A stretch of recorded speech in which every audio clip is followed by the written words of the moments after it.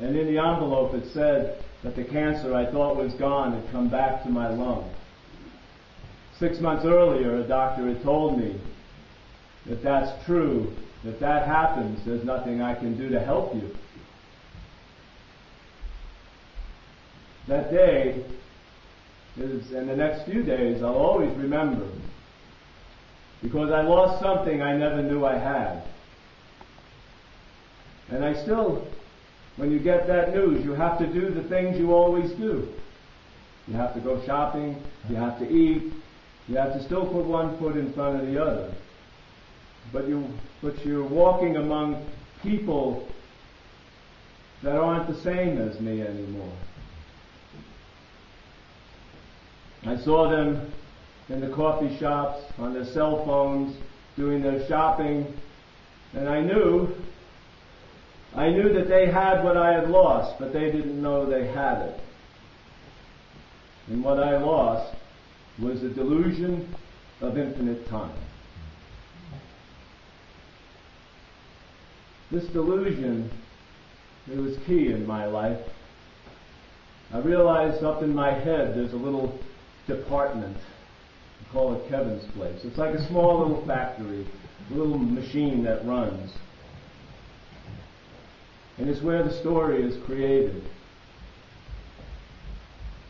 It rationalizes all my mischief.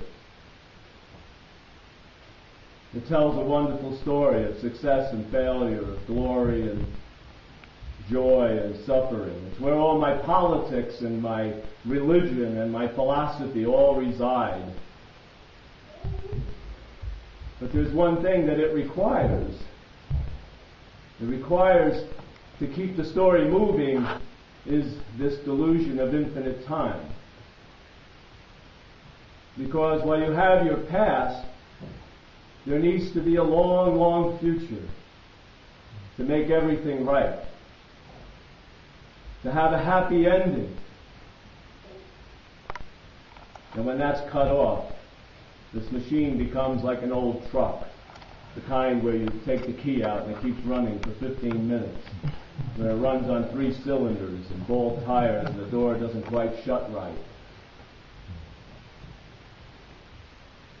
It tries to create a story, but the story doesn't stick to the walls anymore. And it's a very confusing time. It's a very lonely time. Because there's no one you can be with, except those who have been through it.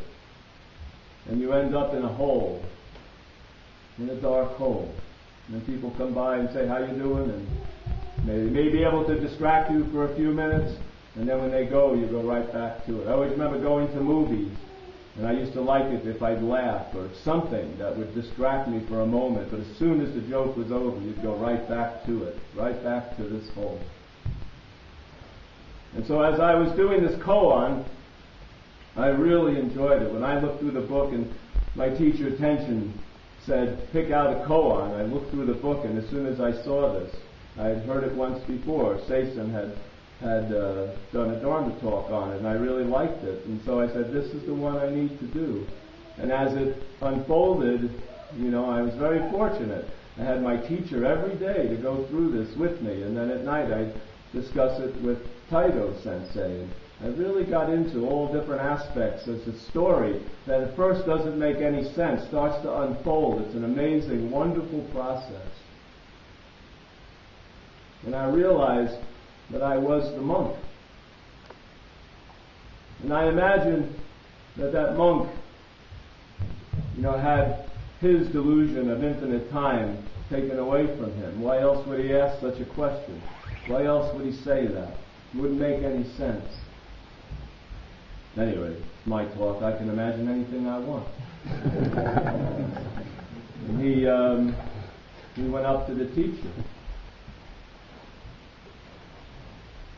And if he's in that hole, if he's stuck in that hole, the way I read it isn't how it went. It went, the Kalpa fire's coming, and I don't know what to do. Tell me, is this destroyed or not destroyed?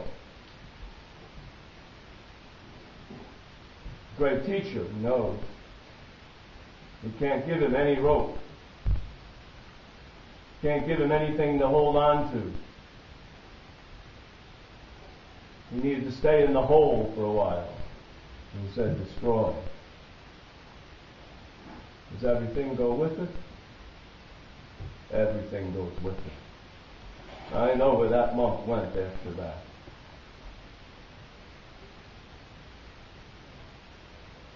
But this monk was way ahead of his time. He went for a second opinion. He went to Ryusai. Still in the hole, but he's now accepted it more than he did before. Because after those few days, you have to get on with your life. The story still isn't sticking. You don't know how to work around it. But you start to slowly come out of that hole. You're in this place of not knowing, accepting destroyed, accepting everything goes with it. What else can you do? There's nothing else to do. There's no friend that can help you. There's no teaching. There's no sutras. This is a monk. He's been through it. He chants sutras every day. He sat through angos month after month after month on the cushion. And here he is. All alone.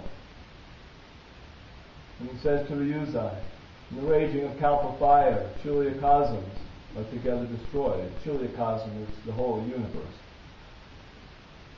Is this destroyed or not destroyed? And Ryusai, could see where he was. I think he's been through it. He has looked at this every which way he could. And he said, not destroyed. And I don't think the monk was confused. I think he could accept this now. And he said, why? Why is it not destroyed? And I love this line. I love when Ryusai looked, as I imagine Ryusai looking at me.